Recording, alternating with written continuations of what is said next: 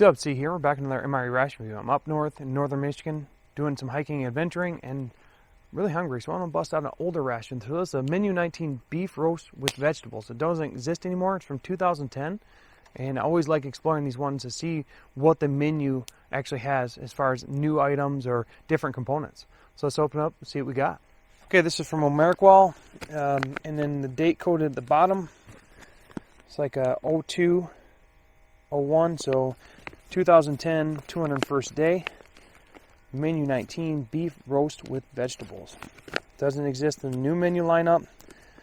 I hope see what we got in here.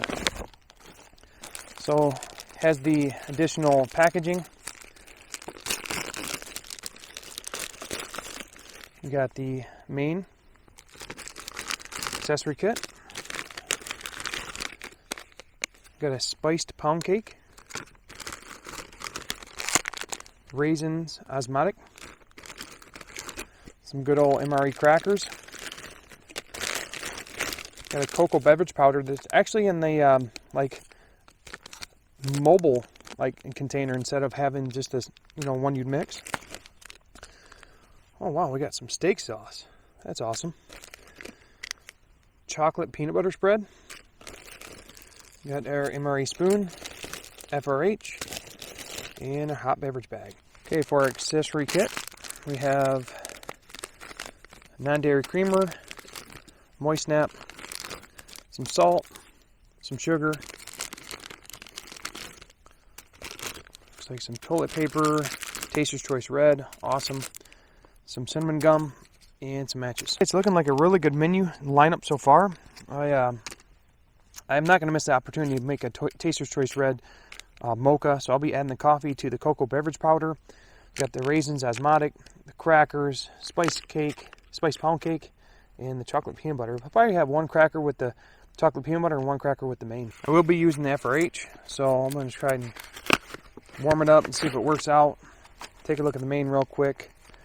Not seeing any D-lamb. It is from 2010, but it definitely feels like a big chunk of meat. And I did put the salt in the FRH, so that way hopefully help it kick it off and cook it good. The water's warming up for the coffee cocoa mocha. I'll go ahead and open these raisins up. So they're sitting after 11 years. Not looking too bad. Not smelling too bad. Of course, we got our MRE crackers. Nice vacuum seal. It looks like this MRE was stored pretty good.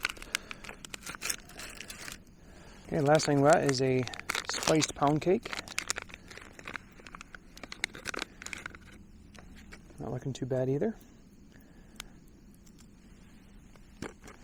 Okay, let's go ahead and try some of these raisins.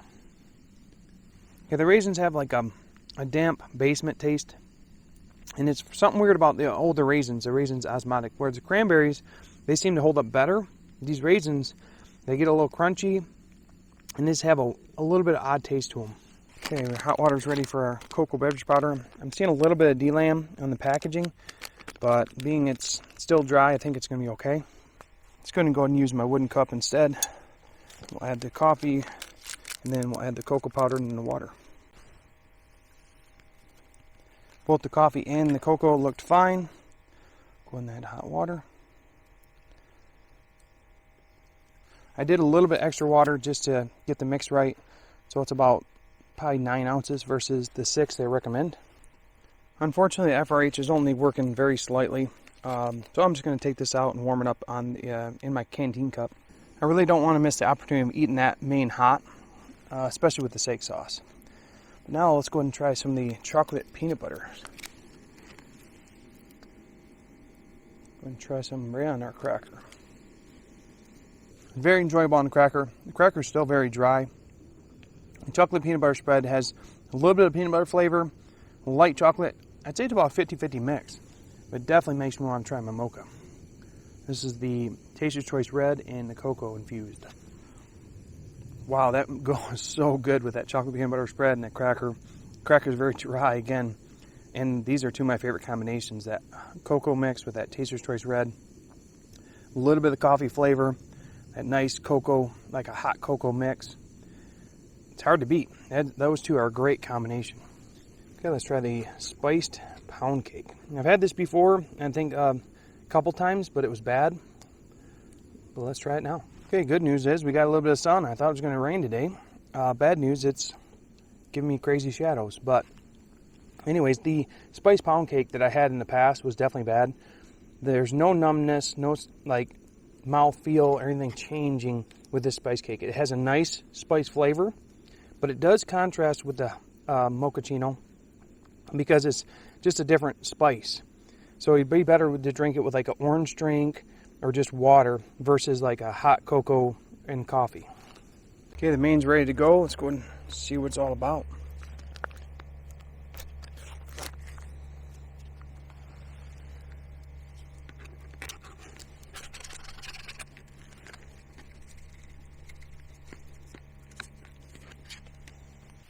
Okay, it is a big hunk of meat.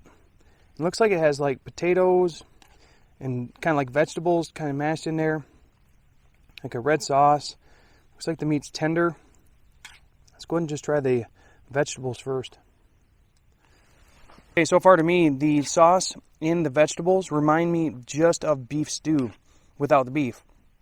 So it looks like they just put this big chunk of the beef in like one piece versus like a bunch of chunks through the beef stew, which is pretty cool. Gives you a different setup. Now let's try the meat with the vegetables. I'm thinking it's going to be a lot like the beef stew, but let's go ahead and try it. For sure, when you combine the vegetables and meat, it just reminds me exactly of beef stew. It tastes really good for being 11 years old, but we can change it up because we got the steak sauce. So let's go ahead and put some of that on there.